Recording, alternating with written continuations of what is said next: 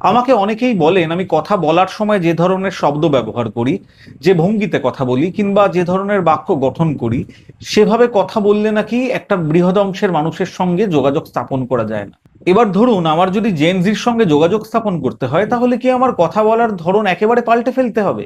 Gen Z স্ল্যাংগুলোকে রপ্ত করতে হবে, নাকি তাদের আবেগ এবং অনুভূতিকে বোঝার চেষ্টা করতে হবে? আমার কিন্তু মনে হয় দ্বিতীয়টা। আবার ধরুন আপনারা কয়েকজন মিলে আড্ডা মারছেন, আপনার বন্ধু বান্ধবরা সবাই কথা বলার সময় মাঝে মাঝে খিস্তি খেউর করছে। আপনি কি মনে করেন আপনার বন্ধু বান্ধবের সঙ্গে কথাবার্তা চালিয়ে নিয়ে যাওয়ার জন্য আপনাকেও খিস্তি খেউর করতেই হবে? না, করতে হবে না। কথাবার্তা চালিয়ে নিয়ে যাওয়ার মূল শর্ত তো তারা কি কথা বলছে আপনি বুঝতে পারছেন কিনা, আপনি কি কথা বলছেন তারা বুঝতে পারছে কিনা। তাদেরও যেমন আপনার ভঙ্গিতে কথা বলার কোনো প্রয়োজন নেই, আপনার তো ঠিক সেই একইভাবে তাদের ভঙ্গিতে কথা বলার কোনো দরকার নেই। আমরা আসলে গুলিয়ে ফেলি। আমরা আসলে জানতেই চাই না উল্টো দিকের মানুষটা কেন কথায় কথায় এত খিস্তি খেউর করছে। আমরা আসলে জানতেই চাই না সে এতটা কেন রেগে আছে। আমরা বুঝতে চেষ্টা করি না কি করলে তার ক্ষোভ কিছুটা কমবে। আমরা তাদেরকে এটাও বোঝাতে ব্যর্থ যে রাগের একমাত্র বহিঃপ্রকাশ খিস্তি খেউর নয়।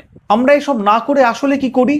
আমরা তার কথা বলার ধরনকে নকল করার চেষ্টা করি। আমরা ভাবি তার কথা বলার ভঙ্গিমা, তার শব্দ চয়নগুলোকে যদি আমরা নকল করতে পারি, তাহলে বোধহয় আমরা তার সঙ্গে ইমোশনালি কানেক্ট করতে পারবো। কিন্তু এটা তো সম্পূর্ণ ভ্রান্ত ধারণা।